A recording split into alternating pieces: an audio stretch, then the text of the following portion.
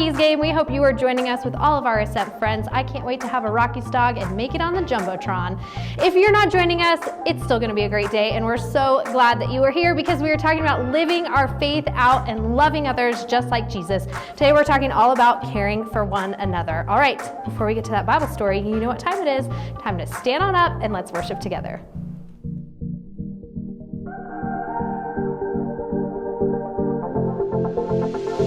I see the way you live. I see the way you love.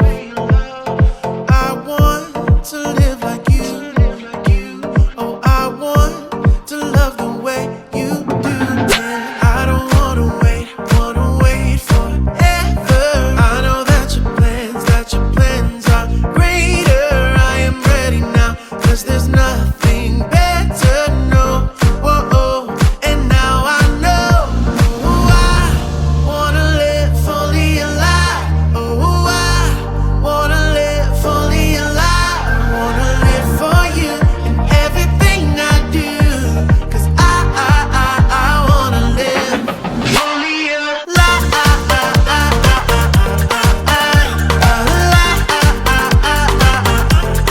Fully alive. I wanna live. I see the way you live. I see the way you love. And I want to live like you. Oh, I want to love the way you do it. I don't wanna wait forever. I know that your plans are greater. I am ready now, 'cause there's nothing better, no. Whoa, and now I know. Oh, I wanna live fully alive. Oh, I wanna live fully alive. I wanna live for you in everything I do, 'cause I wanna live fully alive.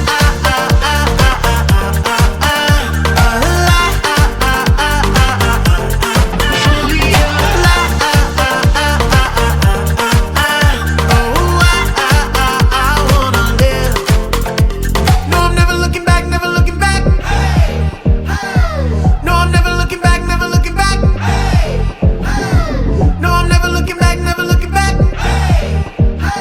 Yeah, he lives inside, and now I am alive. Oh, I wanna live fully alive. Oh, I wanna live fully alive. I wanna live for you in everything I do, 'cause I wanna live fully alive.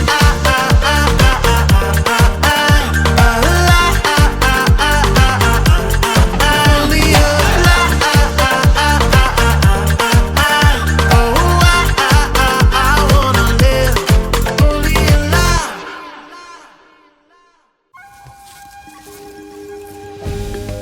Hey, good day, adventurers. Welcome to Story Lab. This week, we're taking a look at the story of a man who went on a road trip but didn't keep a lookout for trouble. Whoa! If you look right over there, you'll see a wild 10-toed sloth. What? Okay, man, I'll go on a hike. Ooh, touchy sloth.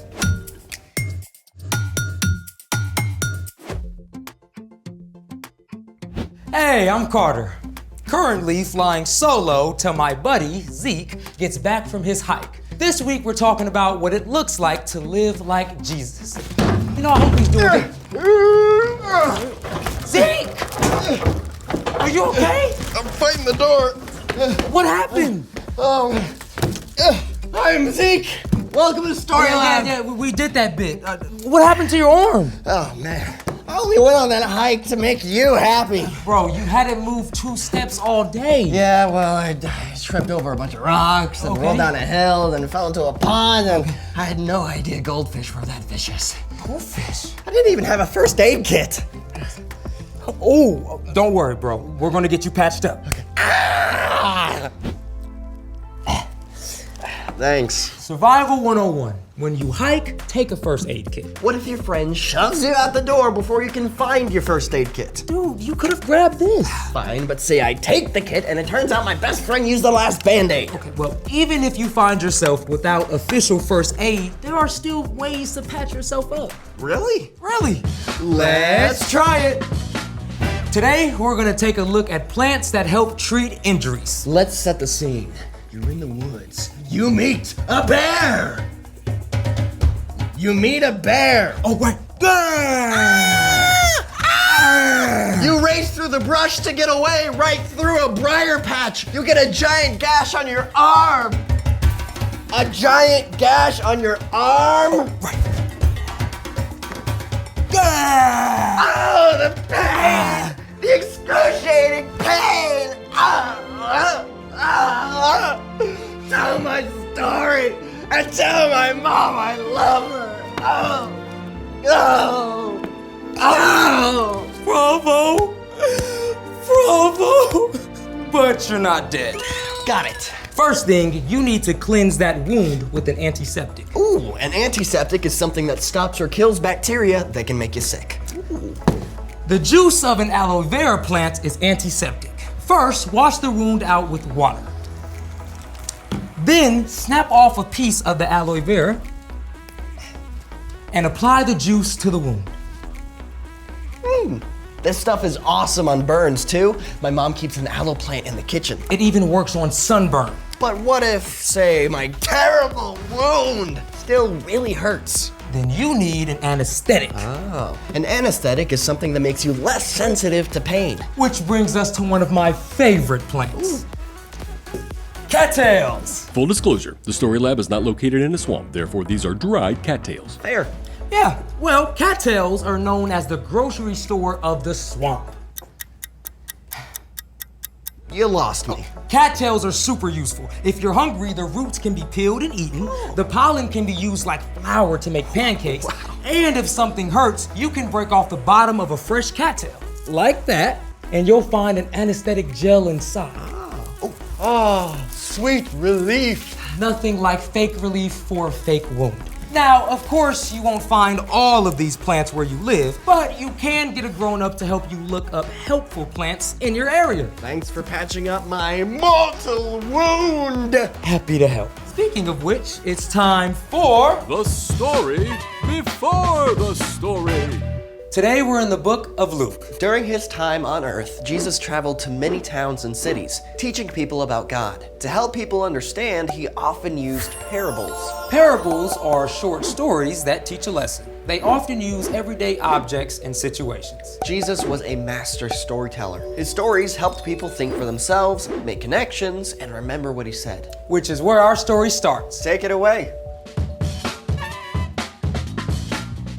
Hey there, adventurers. I'm Brian, and today we're talking about what it looks like to care for one another. But before we get to Jesus' story, I want to share something that the Apostle Paul wrote: carry one another's heavy loads. If you do, you will fulfill the law of Christ. The story Jesus told is an incredible picture of what that can look like. One day, as Jesus was teaching, a man who was an expert in religious laws stood up to test him. Teacher, what must I do to receive eternal life? What is written in the law? Love the Lord your God with all your heart and with all your soul. Love him with all your strength and with all your mind. And love your neighbor as you love yourself. You have answered correctly. Do that and you will live. But who is my neighbor? I mean, really. That's a very broad term. Seems like a reasonable question, right? But here's the catch. What this man really wanted to know was the least he could do to keep God's laws. Like, you have to love the person who lives 2 doors down, of course, but if they live around the corner, don't worry about it, you can just ignore them. No. God's kingdom is about way more than rules. It's about our hearts. Jesus knew what was in the law expert's heart. So instead of giving him just a direct answer, Jesus told a story. Now, if we heard that story today, it might sound something like this. A man was walking down from Jerusalem to Jericho. Boy, oh boy, such a beautiful day. What could possibly go wrong? On his way, the man was attacked by robbers. Get him! Take his clothes! I got his shoes. They beat up the man, and took off, leaving him half dead. Ouch. Now a priest was traveling that road too. Help! Ugh, how vulgar. He's probably some sinning sinner who got what he deserved. Sinner. I'll pray for him. Probably. The priest crossed to the other side of the road and passed on by. As the day wore on, the injured man grew weaker and more desperate. At last, a worship leader came walking down the road. Help, please. Yuck. A nasty vagrant. I hate being around dirty people. It makes me feel icky. Ew. So the worship leader crossed to the other side of the road and passed on by just like the priest. The injured man began to lose all hope. But then, a Samaritan man came riding down the road. Now, at this time, Jewish people and Samaritans were enemies. They worshiped God differently and avoided each other. In fact, most Jewish people would travel many miles out of their way to keep from even meeting a Samaritan. The injured man probably expected the worst when he saw a Samaritan. Oh no! But here's where Jesus flipped the script, because when the Samaritan saw the traveler, he felt sorry for him. The Samaritan man bandaged the traveler's wounds, treating them with oil and wine. Just hold on, bud. We're gonna get you fixed right up. The Samaritan man put the traveler on his donkey and took him to an inn. I need a room. The Samaritan cared for the injured man. Before leaving the next day, he gave some money to the innkeeper. Take care of him. When I return, I will pay you back for any extra expenses. When Jesus finished telling this story, he spoke directly to that law expert. Which of the three do you think was a neighbor to the man who was attacked by robbers? The one who felt sorry for him. Go and do as he did. Jesus' story made it clear. Our neighbors aren't just the people who live near us. A neighbor is anybody we meet who needs our help. And loving others like Jesus is what God designed us for. As Paul wrote, carry one another's heavy loads. If you do, you will fulfill the law of Christ. The end. A Samaritan stopping to help a Jewish person? That would have been like, A Red Sox fan and a Yankees fan getting along. Well, Jesus certainly made it clear that God's love is for everyone, not just the people in our particular group. So, what's our part in this story? Well, God wants us to live and love like Jesus. And one of the best ways we can do that is by caring for one another, for the people that God puts in our path every day. so you could care for a friend by listening when they're sad or mad. Or by inviting someone who's alone at lunch to sit with you. Yeah, those are great suggestions. And often, caring for others looks like doing more than you have to. So, if mom tells you to clean up all the toys you left out, you could take care of your brother's toys as well as your own. Or you could volunteer to help your teacher move the desks before she asks. Jesus also reminded us that we can care for people who are different from us. Yeah, like giving a water bottle to someone on your rival soccer team. I say goal! I think you got it. See you next time. So here's the thing. Care for one another. Whether that's delivering snacks to a friend, emptying the dishwasher for your parents, Or helping a friend pack for his next hike. I'm way ahead of you. I already prepped my first aid kit. Oh, okay. All right, here we go. Yeah, how about we try a regular first aid? Did you restock it? Yep. Thanks for joining us in the Story Lab. See you next time. You remember to pack the trail mix, right? Yeah, we're gonna need that. Oh, perfect. Yes, perfect. We're I even gonna got need the ones that. with chocolate. Plenty of bandages. And remember to avoid that goldfish pond. Oh, we'll be fine. They have an attention span of like 4 seconds. They're vicious, man. Thanks so much for joining us, friends. We can't wait to catch you next week for more fun.